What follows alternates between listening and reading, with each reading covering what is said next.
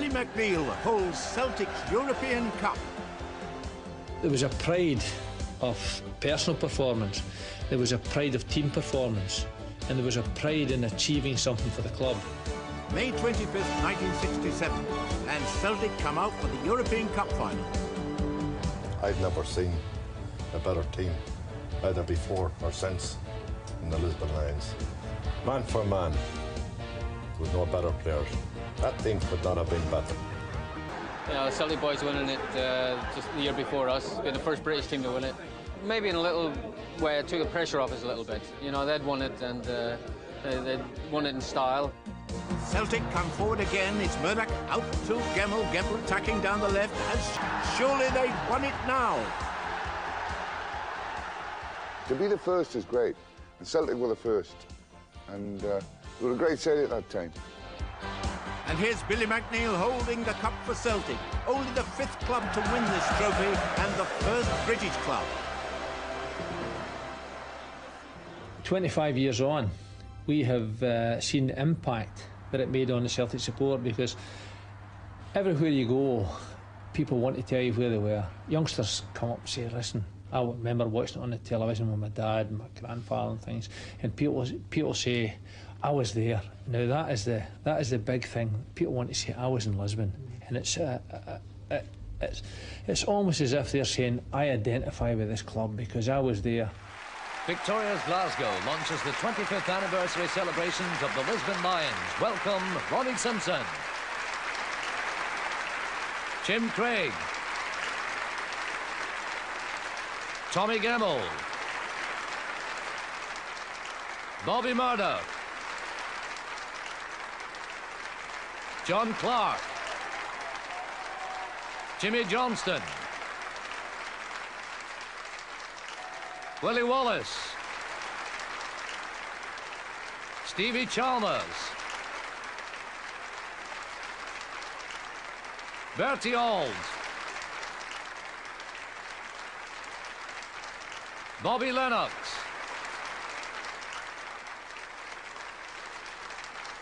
and gentlemen, a special welcome for the other members of the great Celtic squad: John Fallon, Willie O'Neill,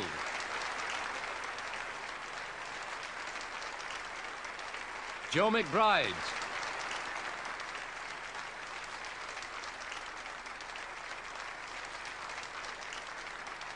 Charlie Gallagher,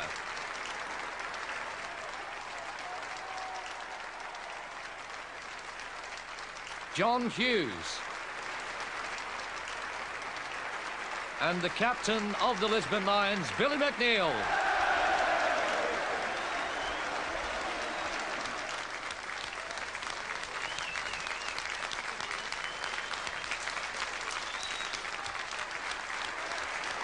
The waistlines and hairlines may have changed, but 25 years ago they were 11 young Scots, each of them born and raised within 30 miles of Glasgow.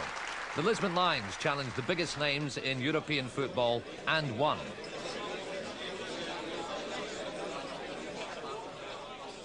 This year, throughout Scotland, the men who accomplished the unique feat of winning every trophy open to them in a single season were reunited in a series of special events, starting in Glasgow in the spring and continuing throughout the year.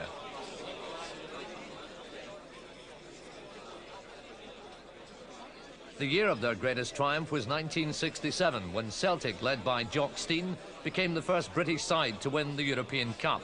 25 years later, the Lisbon Lions are still remembered as the most successful club side in the history of Scottish football. It's always been my ambition to emulate the Lisbon Lions. It's an achievement that every player wants, and I'm delighted for all the lads here tonight that they've achieved it, and I just hope that someday Celtic can do the same again. I've got to say, as much as they were, I think, sort of the best team that's been Scotland over the years, and you say, will MD ever be the same? I don't really think so, because they were the first British team to win a European Cup, so nobody can emulate that. But some of the things they got up to, they liked a bit of fun, and they always put it in perspective at the right time. On the night they actually won the cup, watching the game at home with my father, and when the winning goal went in, he just picked me up and threw me up and smashed my head off the ceiling. People today, tactic-wise, are smarter. I'm not saying Inter Milan were a bad team. Celtic seem to play with a little bit more freedom. today that freedom seems to have stopped. So I think that may have been the last we'll see in Scotland of a good footballing team. Other teams hopefully will win European competitions, but I don't think in the style that Celtic did it. They're a great bunch of characters as well as good players, and I think they've all got everybody's got a soft spot for what they achieved in their day, you know. The whole of Ireland are great supporters of Celtic, and in a time when the Lisbon Lions always, of course, won the European Cup, everybody was tuned into television. Likewise, I was the same, and I remember that particular time with great memories, although I was only a young boy, and it probably was the first memory that I had, and it made me a Celtic supporter, made everybody else over in Ireland thorough Celtic supporters. We were fortunate to play along these guys, and probably their hardest game was against us, I feel. Well, you know, players like Danny, Josh Connolly, Louis Kenny and that. And there was a time, about that time, Big Jock tried to put it forward that Celtic would have a second team playing the whole second division. It didn't materialise because we'd probably end up winning it. But it's true there, they were great players. Without having trained and played with them, I wouldn't have been the player I was. And I think we've always got to remember, without Jock staying, none of us would have been what we were.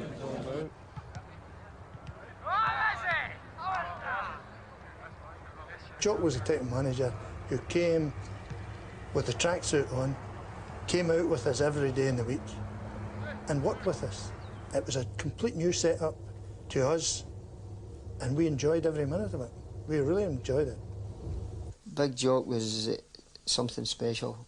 He just wasn't a football manager. He looked after you. I mean, there was a lot of times, not just myself, the other players, a lot of problems, maybe something happening. He had to have you right for you to go into that park. He would come to you, he would say, and you'd take the problem to him, he would solve it. And he could tell, he'd say, you know, there's something up, and he would make a wee fuss, he'd take you to the side. I mean, it must have been a hell of a job, but he done it well. He didn't ask incredible demands of anybody. He just sort of steered things around his way of thinking, and he got the right response from the players. A great group of players. That might have been a bit of luck, but it all couldn't go down to luck. He could communicate, which is very, very important when you're handling players. I think that's the most important aspect of the lot. He's a good psychologist, and which is important to get the best out of any individual. He knew when to hammer and when to be soft, and all those things put together makes up a good manager. Ladies and gentlemen, will you welcome, please, Mrs. Jock Steen.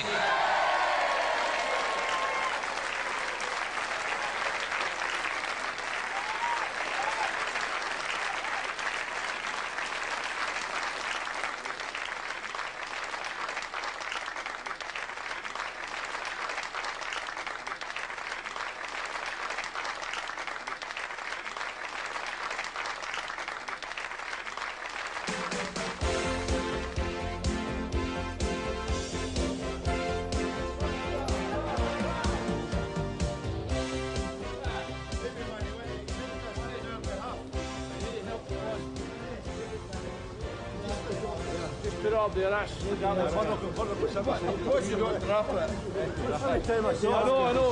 Couldn't get him away from it.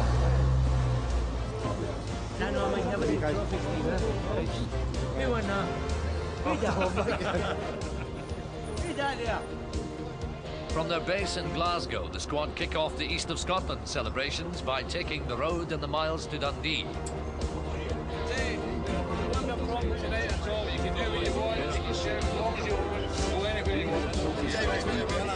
I know I can sing. We hope it's that.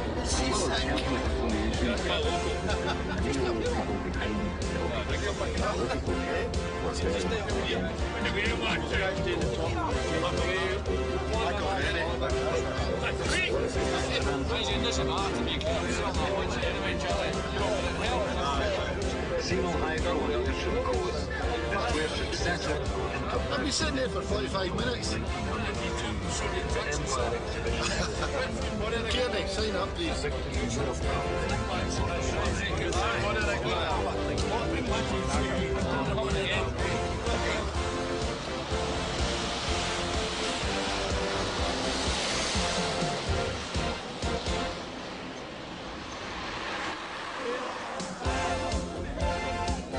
everywhere they go, they still attract huge crowds. No one, including fans not yet born when Billy McNeil and his men added the name of Celtic to the most important prize in club football, can forget the Lisbon Lions. Bobby.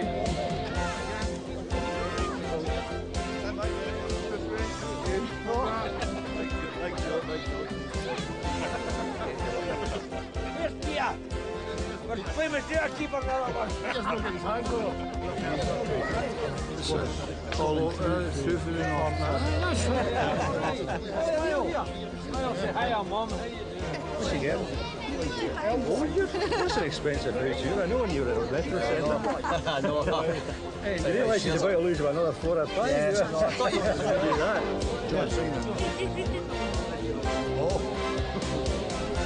Donny McKinnon. I says, Donny, is this your room? He says, aye. He says, you'll not believe who's in it, boss. I says, oh, what? Excuse me, officer. I says, what is it? He says, somebody peed my mum. Who was there? So I'm back in the door. Daisy comes out with weary eyes. You know, what is it, boss?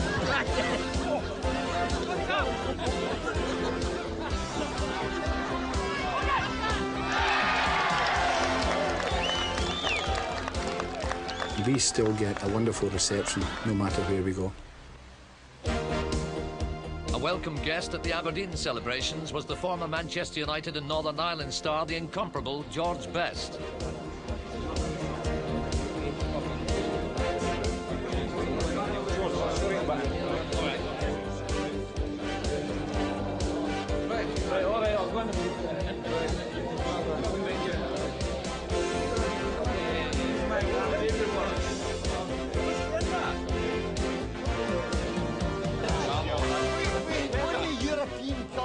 A pedal boat. Me and my daughter, and honestly God, it was George was lying on the beach, wanted to talk to me.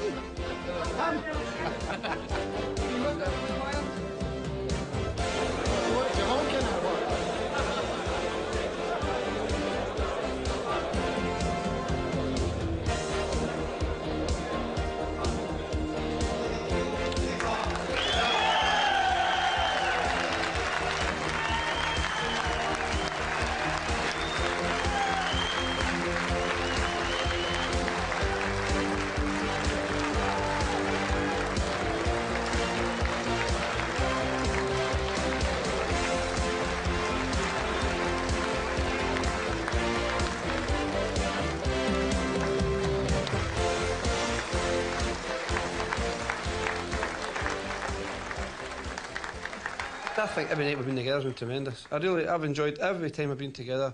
There's always somebody remembering something or somebody saying something. Do you remember the night, or do you remember the day, do you remember the goal, do you remember the game? It's been absolutely really special. The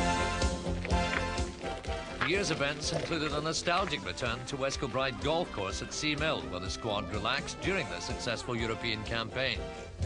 It's not me, it's somebody dressed up.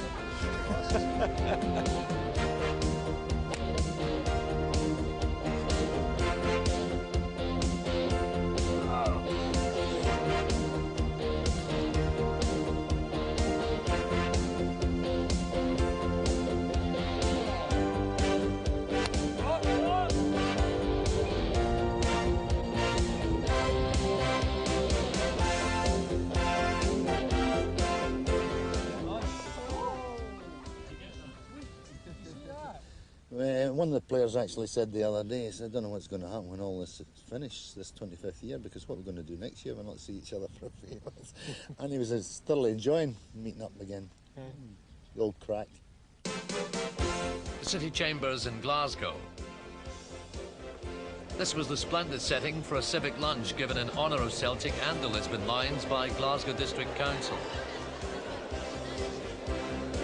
Celtic chairman Kevin Kelly, nephew of Sir Robert Kelly, who was chairman of the club during the year of their greatest triumph, was among the guests. We were the closest squad you could ever get was in the time we played. But you know now we're more close. We're far, far closer now than ever before. We are a family. There's no fear of contradiction about it. And we'll never be any other than that, because when you're in Glasgow, you're always recognising. I'm talking about people, my family, my son, my daughter will say to me, Dad, who is that? And really it is just people.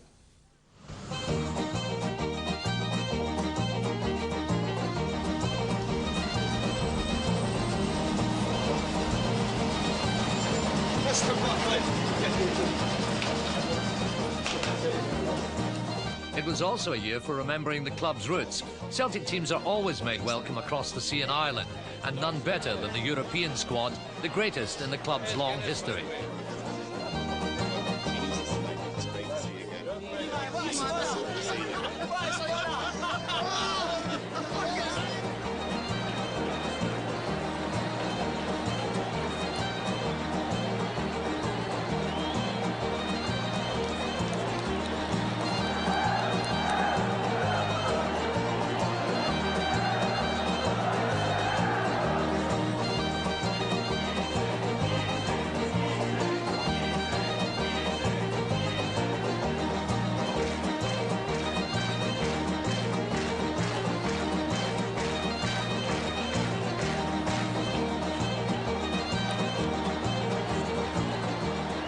Ireland obviously is always special.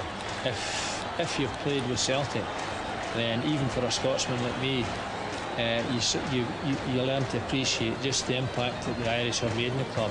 It was their club, they started the club, and they were very, very clever. They called it Celtic, which became obviously Celtic. But the influence from the Irish has been dramatic, and the functions, there's been one or two functions, but the big one in Dublin was tremendous. Great. It really was.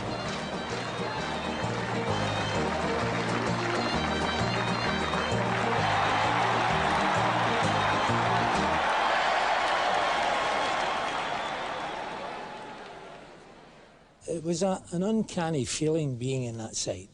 They were super, they were just super confident. We never expected to lose a match, and we didn't lose many. I think we lost a couple of games that year, but it was just an air about the place, and the confidence was always there that we were capable of beating anybody. After we won the league in '66, the gaffer took the 1820s to America for almost 6 weeks. And everybody got to know each other, and we played loads of games, and the camaraderie was great. And I'm still convinced this day that was the big thing that made the team it was. Ronnie Simpson, for instance, with his experience and everything, we used to call him Dad and Pop and all that. But really, he was one that could turn around and say to us, "We've got it all to do. The start of anything, we've got it all to do." Now that was only one, and then you could go to wee Jimmy, and Jimmy was always looking at himself in the mirror and actually geeing himself up before the game, and very, very, very few people would speak to him. But we knew as an individual what type of person he was. The other one was Billy. He would strut about with his chest up and spitting, and that was his favourite, and so confident of himself. These were the type of people. Tommy Gemmell, very seldom seen him to about 20 minutes before the game. We played around about 75 to 80 matches every season. It was great for the players because when you're playing matches, it cut down on training activity. So you're talking about playing Saturday, Wednesday, Saturday. So in between times, all you did was some sharp work and ball work. Mm-hmm. All the heavy stuff was done pre-season, and the stamina was built up then. We had the Bibs versus the non-Bibs, and we had the same teams all year. And that was a much more important game than the Saturday game, because it was two parts of a dressing room against the other half, and it really was important. And do you know something? This is the marvellous thing about that. When I look back on it, you had John Hughes in the bench, Charlie Gallagher, Joe McBride, Willie O'Neill. They were all great players. They could have walked into any team. But the thing about it, each and every one of them only wanted to do one thing, and that was play for Celtic. There was a pool of players. It wasn't just 11 boys that won the European Cup. There were 16 players, and he used them very well indeed. And I know there was one game in particular we were playing, and one of our players was trying to take the mickey out of the opposition, and he wasn't playing the next game, and he knew the reason why. He told him in no uncertain manner, because he felt that it wasn't very professional. 16 men, 5 cups won. The Glasgow Cup, the League Cup, the Scottish Cup, the League Championship and the European Cup, all in the space of 10 glorious months. To be a professional, I think the most important thing, you've got to be a winner. You've got to want to win. And often it was that ingredient and that determination that saw us through. Because skill alone and ability and organisation, they're smashing. But you've got to have that will to win. And that was a team that hated losing. They were bad losers, which I think is always important. 9 of that team were potential goal scorers, leaving out John Clark and the goalkeeper. Billy scored many great goals with his head. Both full backs could score. Bobby Murdoch and Bertie Hall, they scored goals. Wispy, that's Willie Wallace, Stevie Chalmers, Bertie Hall, Jimmy Johnson. They all scored goals, so they were all potential goal scorers. So consequently, it means that you've got an attacking side. And that being so, Inter Milan really didn't know what hit them. There was a terrible naivety when I look back that we didn't realise what we were letting ourselves in for, in a sense, that each time we won and went to a different stage of a European process, quarter-final, semi-final, it was all new. We'd done something that any British side had never done before anyway. We'd got to the final. And we said to ourselves, well, fine, the weight's off our shoulders, let's go out there and enjoy it. Everything seemed to be right for us. The fans had been there and they'd laid out the groundwork. I even remember big gardens just near the hotel that we were in, and they had these big sort of lights that were made out to be like toadstools, but they were painted green and white. Going into the sun was verboten, absolutely no way. All the press and the supporters were enjoying themselves in the sunshine in the pool. The only time we were out in the sunshine was when we were training. Big joke of this idea that sunshine weakened your muscles, so there was no chance of getting out in the sun. And then Big Jock did an incredible thing. He said to Neely, go and take the boys on a walk back home. And by this time, of course, it was dusk. Neely Mockin suddenly said, there's the hotel over there. And we climbed down a ravine. And I remember climbing at least one fence in darkness to get back into the grounds of the hotel the night before a European Cup final.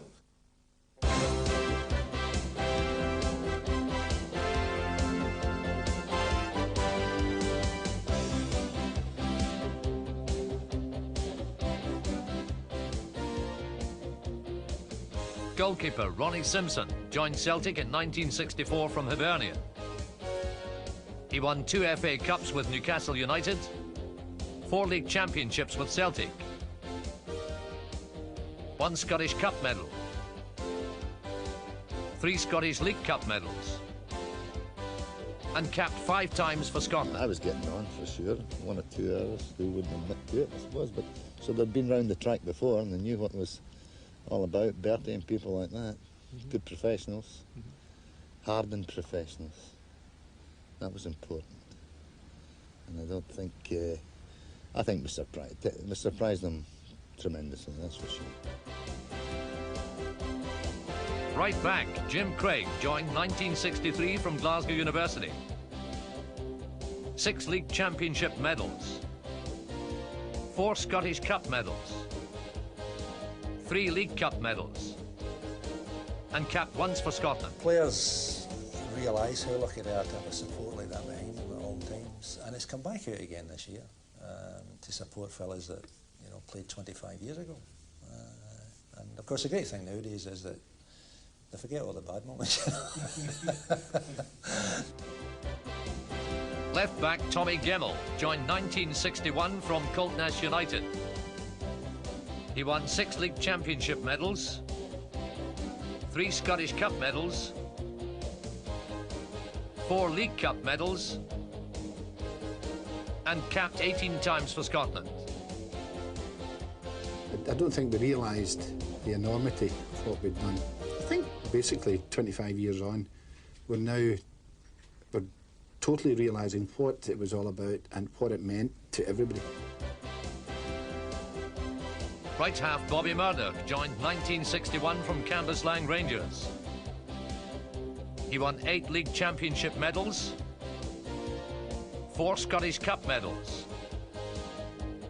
5 League Cup medals, and capped 12 times for Scotland. All the memories come flooding back now, as I say, that everybody connected with that season. It was unbelievable. and everybody were great friends. Tremendous. Centre-half and captain Billy McNeill joined in 1957 from Blantyre, Victoria. He won 9 League Championship medals, 7 Scottish Cup medals, 7 League Cup medals, and was capped 29 times for Scotland. But that season, I think, changed everything quite dramatically, because not only did it put us into the forefront of Scottish football, it put us right in amongst all the big boys in Europe as well. So that season was so important and was so delightful that I still think to a degree that Celtic are trading on that to this day. Left half John Clark joined in 1958 from Larkhall Thistle. He won 3 League Championship medals, 3 Scottish Cup medals, 4 League Cup medals, and was capped 4 times for Scotland. At Celtic, I was going through, a year part of it. You were an ambition to play for Celtic, and it came through for you in that way. And then all of a sudden, you're playing for the top prize in Europe. That in itself was a great honour to me. Anyway. Outside right, Jimmy Johnston joined in 1961 from View Park FC. He won 9 League Championship medals, 5 Scottish Cup medals in 67, 69, 71, 72 and 74. 5 League Cup medals in 66, 67, 69, 70 and 75. And was capped 23 times for Scotland. We worked hard at our game, but okay, you could say we played hard as well, but we never ever let MD do. We never let the people do and the fans who were important. Inside right, Willie Wallace joined in 1966 from Heart of Midlothian. He won 5 League Championship medals, 3 Scottish Cup medals, 2 League Cup medals, and was capped 7 times for Scotland. It was a really fantastic 6 months for me, because I had gone through a couple of years with Hearts and we hadn't really achieved much in the last couple of years I was there. And within the 6 months I had won every honour that was possible in Scotland, except the League Cup, which I went on to win the following September.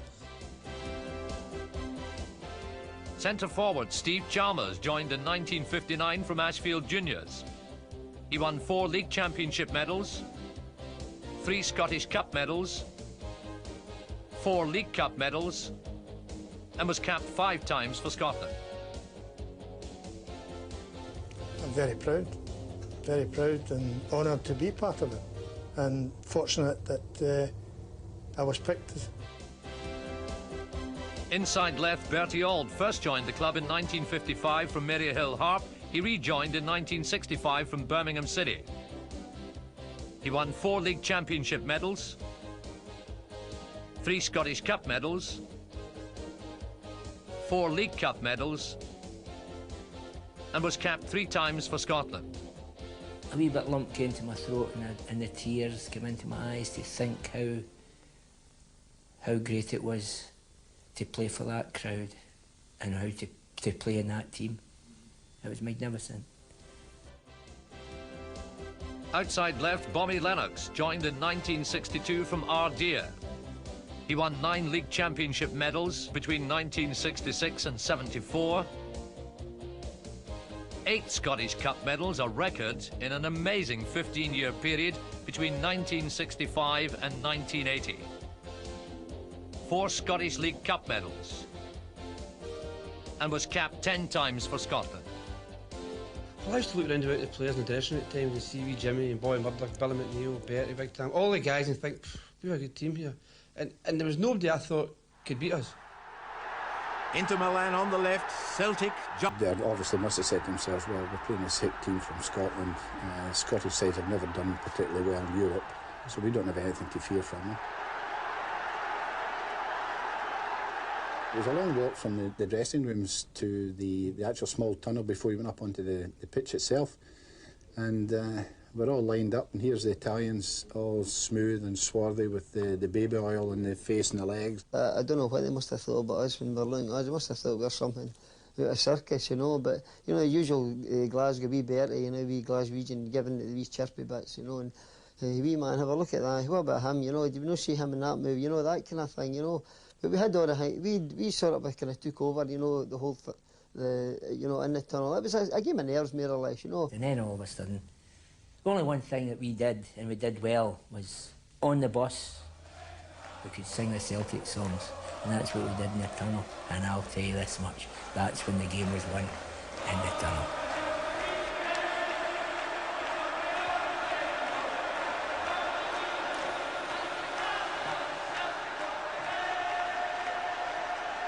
And that Celtic song must be striking fear into the hearts of the Inter Milan supporters and their players. But these fellas are used to all the big games. But it's Celtic now coming forward on the first attack. And it's a beautiful pass down the right to Johnston. Now, what can the little trickster do? Well, he can certainly do it, and causing a bit of panic in that Inter defence. Inter, one of the best defences in the world. But it's now Celtic again. It's Jimmy Johnston trying to cut inside, and a save by Sarti. Well, it's a bright opening by Celtic, and here they come once again, and they're taking the game to Inter, which will shake the Italians. Jimmy Johnston, a super header, and he's hit the bar, or was it turned over by Sarti? And now Inter attack for the first time in the game. Now Capellini moving over to the right, and down he goes. He's brought down by Craig. It's a penalty. It's not a start you want in the European Cup final. We were a bit aggrieved at the time, but obviously when you see it replays, it was a penalty kick. Jim Craig won't forgive me for saying that, but I think even he now admits that. Now, I'll tell you my favourite story of the time. My father had been reluctant to come. He worked on a Saturday, Dad, so he didn't see many of the Saturday games, but always came during the week. And he'd been reluctant to come to Lisbon because he thought the Italians would be too strong for us. They were an experienced team and they'd shut up shop and they wouldn't manage to do it. And it was only on the Sunday before the game, that was 4 days beforehand, I finally persuaded him to come. I had a seat in the plane all ready for him, and I had the ticket all ready for him as well. I didn't see him before the game. And then, of course, when I gave away the penalty kick, now, it sounds a strange thing to say because there was 55,000 people there. There were 22 players all upset about the penalty. 11 were upset, another 10 were upset, 11 were gloating. And my thought was, I can imagine what he's saying up there. I've brought him all this way. I've virtually coerced him into coming.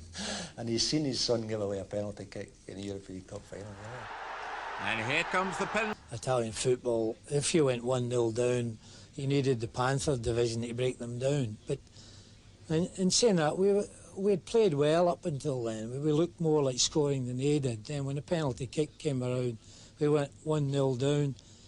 I think for about 3 or 4 minutes, I think in everybody's mind was, oh gee, you know, it's going to be twice as hard. I've looked back on it often. I think the best thing that ever happened to us was them scoring. We felt it was an injustice at the time. We felt it wasn't a penalty kick, and we felt it was wrongly given. And I think that helped us because from then on in, we knew there was only one way to win the game, and it was taking it right to them, and that's what we did. The Celtic, one down. It's no use playing a defensive game now. They've got to come out and attack, and they're doing that so well. And the goalkeeper, Sarti, is going to play the game of his life. And Celtic once again coming forward. But again, this beautiful Inter Milan defence. It's so hard to crack it. But Celtic are trying hard enough, and they're trying to get down the right wing so much because Johnston has the beating of Facchetti.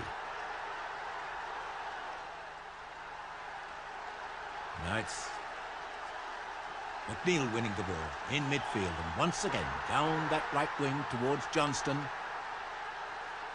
And Johnston almost getting that one, but Facchetti beating him that time. And the referee, I think, has given a foul. Yes, a foul by Facchetti on Johnston. There's Stevie Chalmers wanting to play it 10 yards back. Now to Johnston. And tremendous acceleration by Jimmy Johnston, but Peaky, the sweeper, comes across and it's out of play. Throw to Celtic. Johnston going to take it.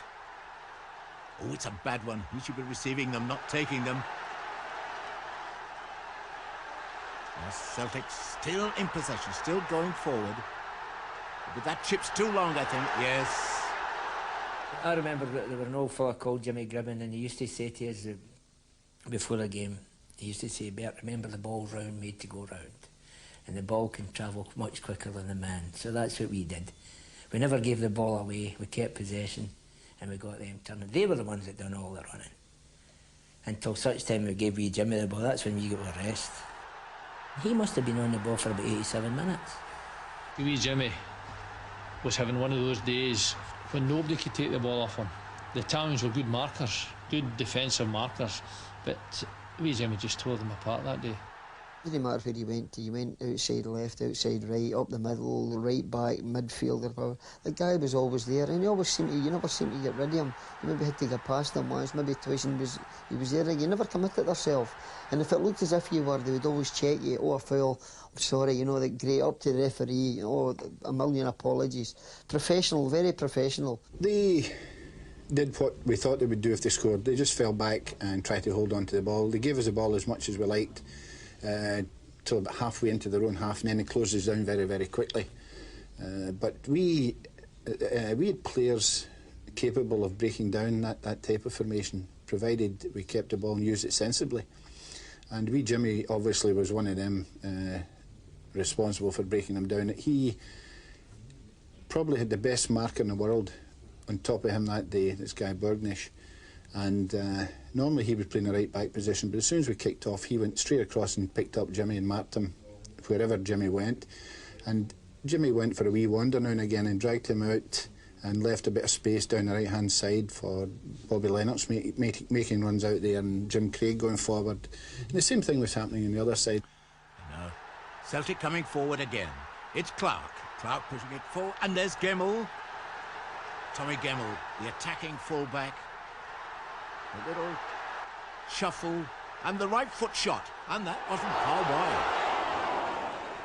It turned out the easiest game that I had in the whole season, because John Clark and myself really basically were never involved in the game to any great degree. They got a penalty kick earlier on and really never put any pressure on us, and my job with that day was just picking up the ball and giving it to Bertie or giving it to Bobby Murdoch and letting them go on with it. The movement that we got up front was tremendous, because then it allowed us to get our fullbacks going forward. Jock Stein encouraged me to go forward, and as long as you went forward at the right times, you had to remember first and foremost that you were a defender. But I liked the attacking streak in me, and every opportunity I get forward. Now here's Gemmell once again. And a brilliant catch by Sati. What a good goalkeeper he is. I believe that the heroes of that game were midfield and were defenders, because they must have been knackered enough, because they were up and down all the time. Plus, it was in the heat, Jim. The heat was absolutely tremendous. That was another thing that was against us that we conquered. I thought it was very, very hot. I thought the heat was... I thought it was tremendous that night. And it was one of the few games that I certainly had cramp in my legs. Quarter to Celtic, still a goal down, and a half chance there. But Celtic pressing forward all the time. They've got to do that, but they must beware of the quick counter-attack. And here it comes, and out to his goal comes Simpson. Oh! We were caught so far upfield, and I saw this ball coming through, and quickly I came out and thought I could just hammer it up the park, but I don't know who it was. One of their players closed me down quickly, and I thought, I had it in my mind when I drew my foot back that if I hit it, it was going to hit him straight on and maybe go back over our heads towards goal, and he would have lost me for pace going back the way, that's for sure. And I could see John Clark coming up the side, and I sort of back-heeled to John Clark. Ron, as usual, come down out, trying to show his skills, and he lets the ball go through him as if he's taking it back into the 18-yard line, And all of a sudden, a bit of class about him, he back heels it, but he knew I was there, he said, so he says, but it come off for him. But I wonder what would happen if it didn't come off that day, I thought then it was the correct thing to do. I might not do that again. Well, the minutes ticking away in the first half. Celtic still a goal down, but still probing away. throwing everything into attack. Oh, lovely bit of footwork and a great shot, but just wide. We had Stevie Chalmers, we had Bobby Lennox, we had Willie Wallace. Their running power was causing them all sorts of problems. But the interesting thing was that the one player, or the one person that we thought was a weak link in their team, was the goalkeeper, Sarti. And he had the most magnificent game. Indeed, had it not been for Sarti, then we could have won by 4 or 5. A great volley by Gemmell and a magnificent save again by Sarti.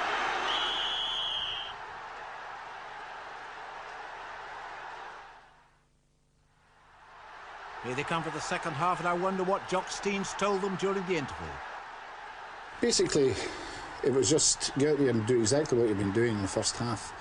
Only get down into sort of wide positions earlier, and instead of firing balls into the box, try and cut them back a little bit further out towards the edge of the box, because what they did was they filled the whole of the goal area from the penalty spot in, but with bodies, and it was very, very difficult for front players to get an opportunity to strike a goal. Wallace starts the second half. Celtic have Jock Steens' instructions fresh in their minds. The main thing he impressed on the players was not to give the ball away stupidly. He believed in playing it wide, keeping the defence wide, which was successful. Celtic still attacking, still going down the flanks, especially down the right one. Johnson inside this time. And he's brought down. It's a free kick, surely, yes, for Celtic. A nice curler. There's Billy McNeil up with the attack. And in a bit of disarray now. And that bicycle kick is surely dangerous play, surely an indirect free kick. Tommy Gemmell having a whack at it, but it is a free kick. Now Chalmers, a decoy run, Wallace to one side, and it's half cleared, but back it comes, and a great save by Sarti on the line. Chalmers thinks it's a goal. They were all sort of in their late 20s, early 30s, and we worked them so hard in that heat that in about half an hour to go you could sense that they were starting to slow down a bit. They weren't as sharp as they weren't as tight in the marking as they were in the first half when we were trying to break them down. And we could sense this, and we still had so much of the ball, it was unbelievable. But you still got the impression that, is this going to be one of these days we're going to have so much of the ball, but we'll have nothing to show for it? We had 4 or 5 opportunities where the ball, you would have thought, by the law of averages, should have gone in, and it just didn't. And I think I was beginning to watch the time at that particular point. Now, Murdoch, in possession, puts it wide to Craig in the first half when he gave away a penalty. But it's now 1 goal each, and the odds are definitely on Celtic. Obviously, Jim had got himself in a position. He received a great pass from Bobby Murdoch, and Bobby had made a run after the pass, and he took his marker away. And I mean, I was screaming to Jim Craig to cut it back, but he just timed it brilliant. I thought for a second he wasn't going to cut it back at all, but he just timed it perfectly.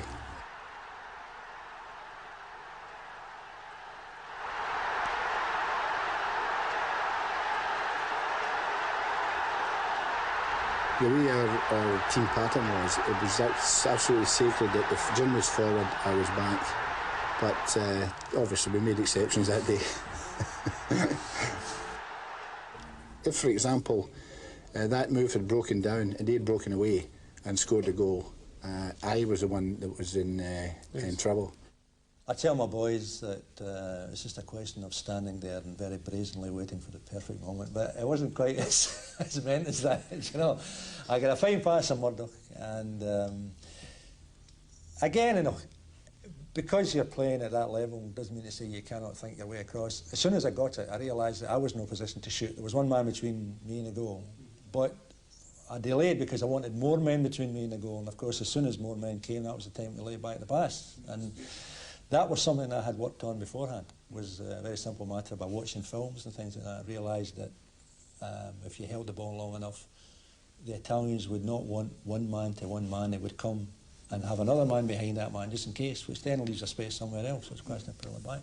Well, after we equalised, we went back to the halfway line to restart the match, and Big Jock's sitting there on the bench, and he's giving me this, cool it, slow it down, and we'll take them in extra time.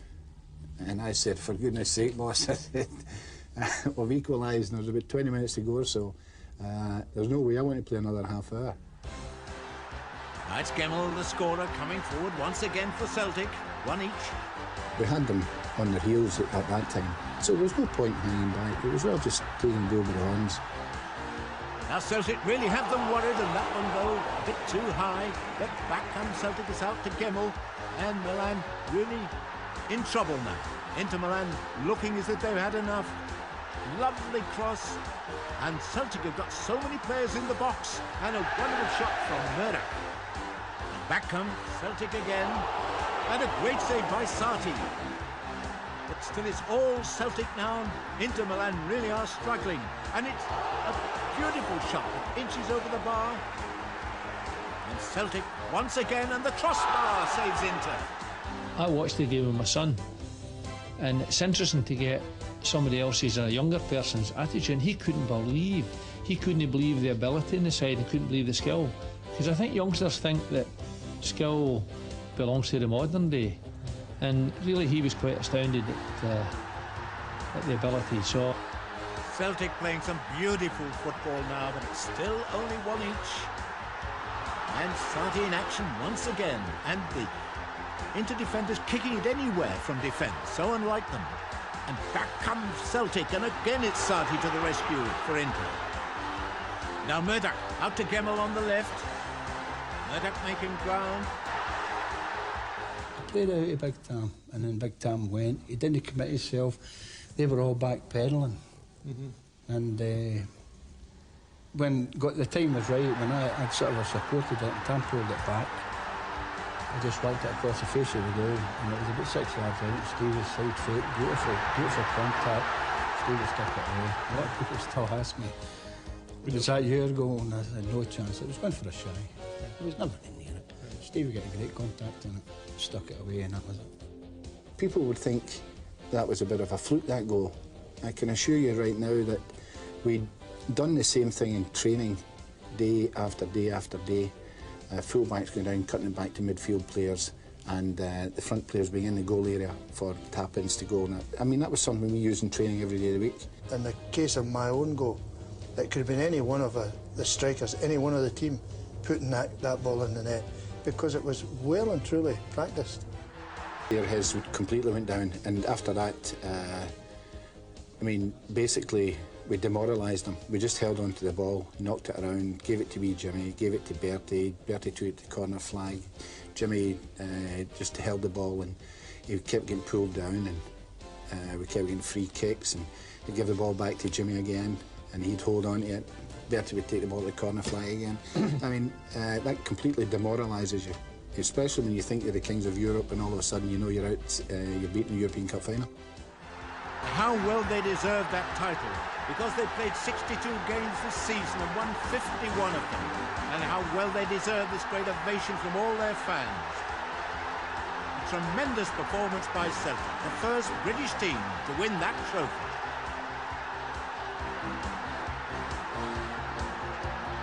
I think it was the following morning before we really realised what was happening. Indeed, it didn't really sink in, probably until the following afternoon when we get back to Celtic Park and we got to Glasgow, and all of a sudden it hit us then, because I think we were living in cuckoo land up to then, you know. Coming through, I mean, the whole place was just full of people. It was absolutely tremendous going back and coach right through Glasgow. That's probably the best part of winning the European Cup, the bit that really sunk in. Come right through Glasgow and waving to all the people at the windows, and people hanging out the windows. And we turned into Celtic Park, and there were 60,000 people there. That's when you know you're the European champions. It was absolutely tremendous. We didn't just realise what we had achieved. We'd beat the best team in the world. The whole thing was just like, I mean, it was just like a bit of a dream. It was somewhere we never should have been there.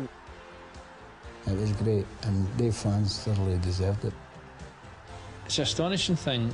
You kind of lose the appreciation of how much people enjoyed that occasion, and it's only this year that it's come back to us, because the impact we have made on Celtic supporters was quite dramatic.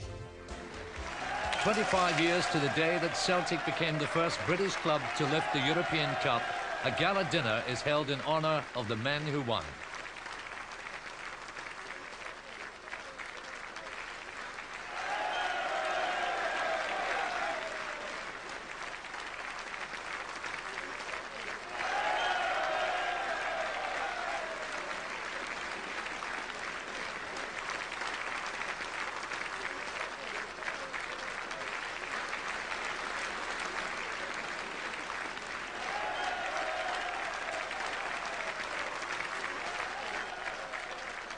And that was a monumental evening, absolutely superb.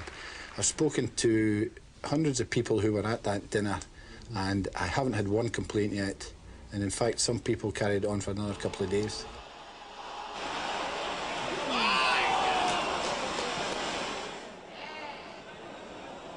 I believe there was something like 900 there, and it was absolutely excellent. We couldn't believe it, the reception that we got.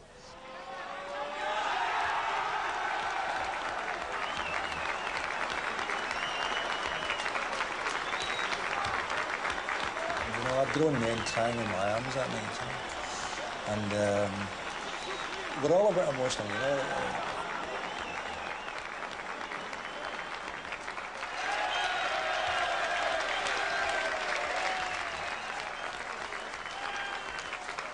The hospitality was different, terrific. We're a bit lucky, as I suppose any good team is entitled to be. We're lucky in the sense that the 24th happened to be a Sunday. So we were able to go from the 24th into the 25th, which is a Monday morning, and I can assure you it went on well into not just the early hours, but some of the awakening hours of the 25th. But that was nice, and it was a terrific night.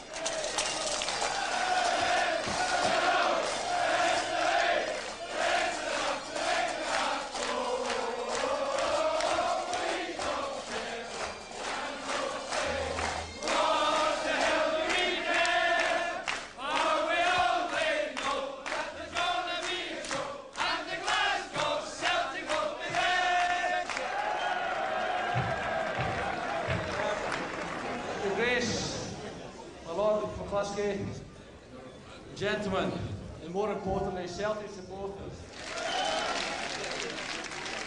I would like to say that being captain of this team, I never had any problems.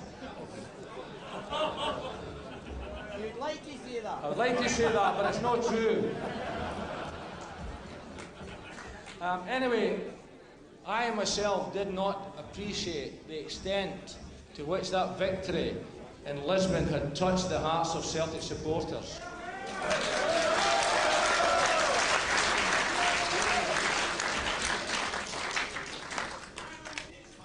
It's with great regret that, unfortunately, our mentor, Big Jock, is not here tonight. Having said that, wee Jimmy assures me he's behind that screen watching him.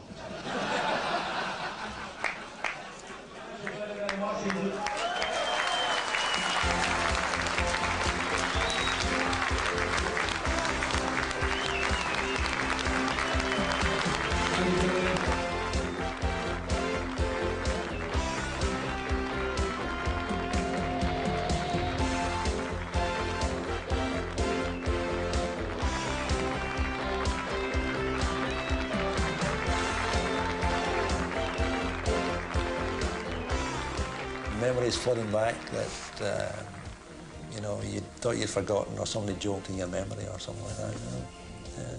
Really astonishing. It's been an absolute privilege. They were great players and individuals, and it was great to be involved with that crowd, on and off the park. Now Gemmell, Murdoch, Chalmers, it's there! That big fellow up there, he's here. I mean, don't be kidding. Oh, the big man, God rest him, is away. But we don't believe, we believe that he's watching everything. He's still here. But we'll never ever let this go. We'll keep this going, because it was something special. The proudest moment for Billy McNeil and for Celtic, the first British club to win the European Cup. Who will ever forget May 1967 and the Lisbon Lions? All of we Lisbon Lions would like nothing better than to see the club again get to the top of European football. We'd love that, because it would take some pressure off us in an awful lot of ways, because we've carried this accolade for an awful long time, and while we've enjoyed it, we'd like nothing better than to see, and like nothing better than ourselves, to go and watch Celtic playing in European finals. That would delight every one of us.